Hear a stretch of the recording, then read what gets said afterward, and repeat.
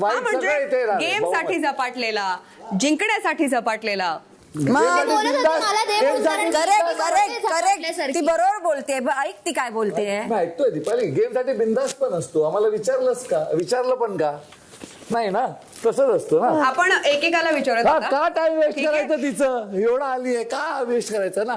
Big Boss Marathi season 6 RJ श्रुतीच्या आदेशानंतर घरात झाला आहे एक फन आणि थोडासा चिडका टास्क. खरं तर सिनेमाची नावं दिली आहेत तिने आणि ती सिनेमाची नावं सदस्यांना एकामेकाला द्यायचं आहे बहुमताने. आणि त्याच नंतर विशाल थोडासा चिडताना दिसतो कारण की त्याला झपाटला चित्रपटाचा टॅग दिला.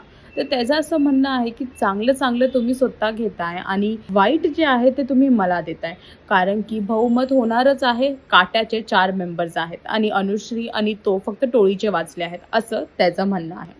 म्हणून ते उरलेले जेवढे पण नावं असतात ते स्वतःकडे घेऊन बसतो आणि खूप चिडताना सुद्धा दिसतो. त्याला आरजे श्रुती समजवते, दीपाली, तन्वी सगळे समजवतात, पण तो थोडासा अग्रेसिव्ह झाला आहे.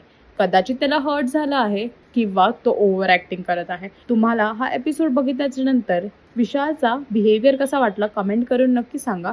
आणि अजून अशा अपडेट्स घेण्यासाठी टेलीचक्कर रिजनलला सबस्क्राईब करायला विसरू नका.